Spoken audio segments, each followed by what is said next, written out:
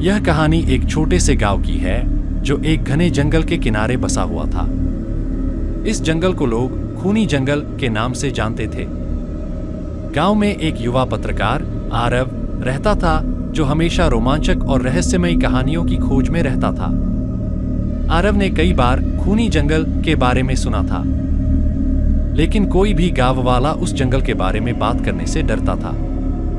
एक दिन आरव ने फैसला किया कि वह इस रहस्य को सुलझाएगा। उसने अपने दोस्तों से इस बारे में बात की, लेकिन किसी ने भी उसके साथ जाने की हिम्मत नहीं की। अंततः उसने अकेले ही जंगल की यात्रा करने का निश्चय किया। उसने अपने कैमरा, नोटबुक और कुछ जरूरी सामान पैक किया और जंगल की ओर निकल पड़ा। जंगल के अंदर घुसते ही उसे अजीब सी शांति और सन्नाटा महसूस हुआ। पेड़ पौधे इतने घने थे कि सूरज की रोशनी भी मुश्किल से पहुंच पाती थी। चलते चलते आरव ने देखा कि पेड़ों पर पुराने खून के धब्बे हैं। उसे एक पुराने और उजड़े हुए मंदिर के अवशेष भी मिले। मंदिर के पास एक टूटी फूटी मूर्ति थी जिस पर अजीबोगरीब निशान थे। आरव ने अपनी नोटबुक में इन सब चीजों को नोट कर लिया। अचानक उसे पीछे से किसी के कदमों की आहट सुनाई दी। उसने पलटकर देखा, लेकिन वहां कोई नहीं था। आरव ने सोचा कि शायद यह उसकी कल्पना है, लेकिन तभी उसे फिर से वही आहट सुनाई दी। अब की बार उसने ध्यान से सुना और देखा कि एक छाया उसके पीछे पीछे आ रही है। आरव ने हिम्मत बटोरी और छाया का पीछा करना शुरू किया। छाया उसे जंगल के और अंदर ले गई, जहां एक गुफा थी। गुफा के अंदर घुसते ही उसने देखा कि वहां कई पुराने और खून से सने कपड़े पड़े हैं। उसे यह भी महसूस हुआ कि यहां किसी की मौजूदगी है। तभी एक बूढ़ा आदमी गुफा के अंदर से निकला। वह आदमी बहुत ही डरावना दिख रहा था। उसकी आंखें लाल थीं और उसके हाथ में एक खंजर था। आरव ने डरते हुए पूछा, आप कौन हैं और यहां क्या कर रहे हैं?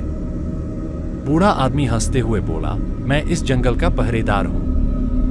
यहां आने वाले हर इंसान को मारकर मैं इस जंगल की रक्षा करता हूं। आरव को समझ नहीं आया कि वह क्या करे।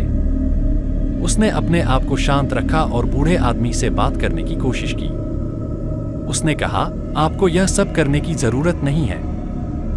हम इस जंगल की सुरक्षा के लिए कुछ और उपाय ढूंढ सकते हैं।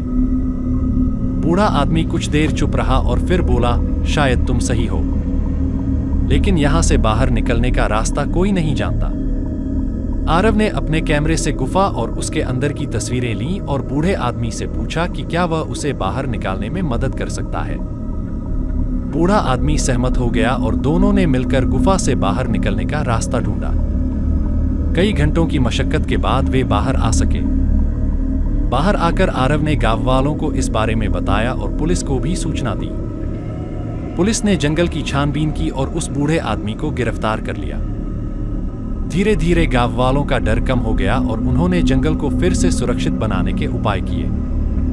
आरव की साहसिकता और बुद्धिमानी के कारण गांव वाले अब खूनी जंगल को एक सुरक्षित और पवित्र स्थान के रूप में जानते थे।